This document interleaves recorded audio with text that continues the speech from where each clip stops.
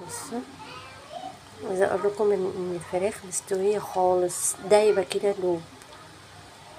وبصوا، تحفه تحفه يا جماعه. الطعم جميل والريحه اجمل واجمل كمان.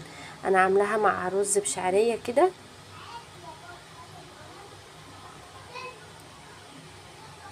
اتمنى بقى ان انتوا تجربوا الوصفه وتقولوا لي رايكم فيها ايه، واستناكم ان شاء الله في فيديو جديد. بحبكم جدا. عندي حله على النار، هنزل فيها مكعب زبده،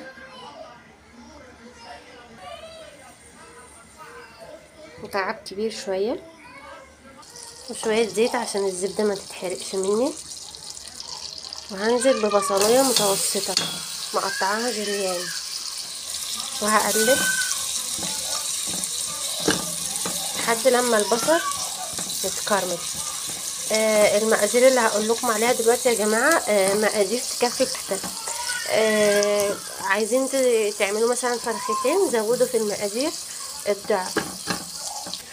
لما البصل بدأ ان هو يتكرمل كده، هنزل عليه ب3 فصوص ثوم وقرن فلفل مفرومين كده، وهقلب.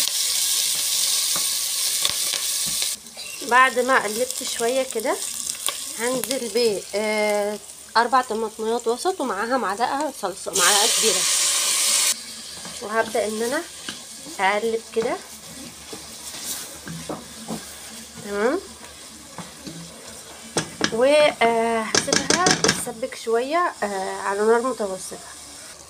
هنا بقى بعد ما بدأت تخش في التسبيك كده، هنزل عليها بعلبة زبادي، هي الصغيرة دي اللي هي دي. تمام.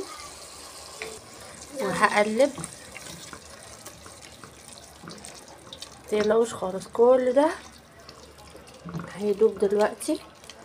وبعدين بعد ما قلبتها كويس، هنزل عليها بعصير ليمونه.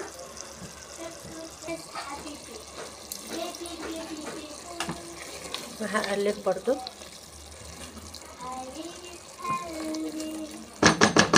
في الوقت ده بقى هنزل بالملح والفلفل، وبعدين هنزل بالفلفل. وعندي معلقه كبيره من اللي بناكل بيها ديت، ونص كمان كاري. ده اهم حاجه في الوصفه كلها. هقلب كده.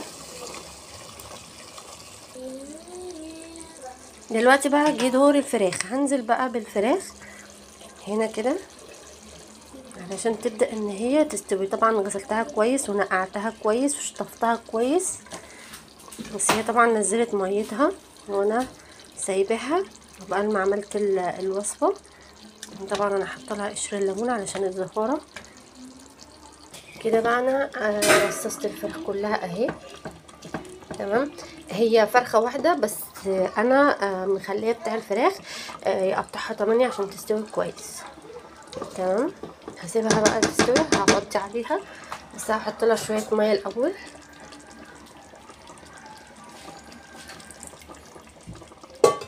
ماشي. هسيبها ان هي ايه،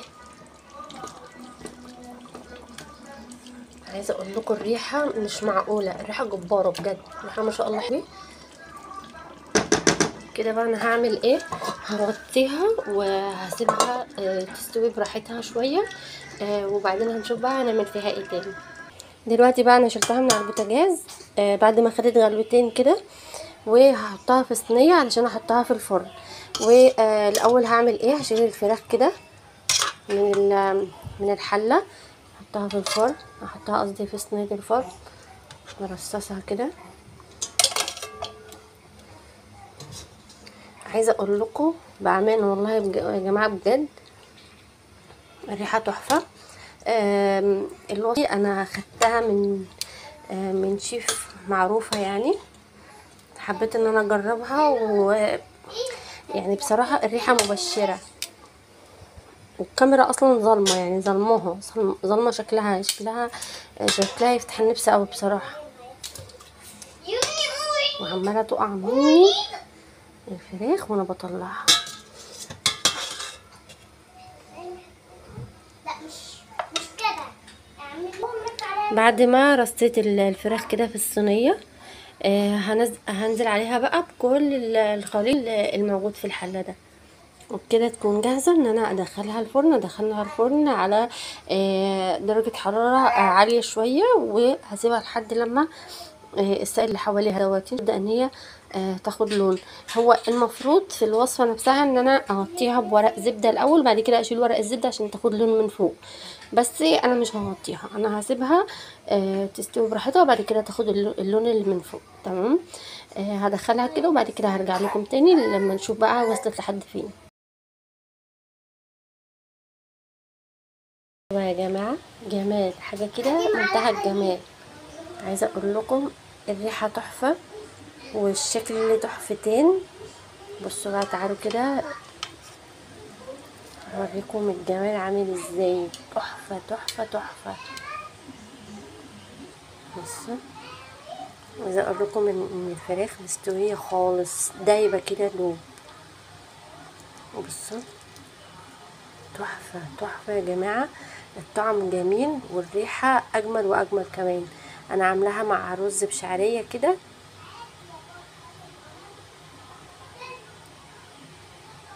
اتمنى بقى ان انتوا تجربوا الوصفه وتقولوا لي رايكم فيها ايه، واستناكم ان شاء الله في فيديو جديد.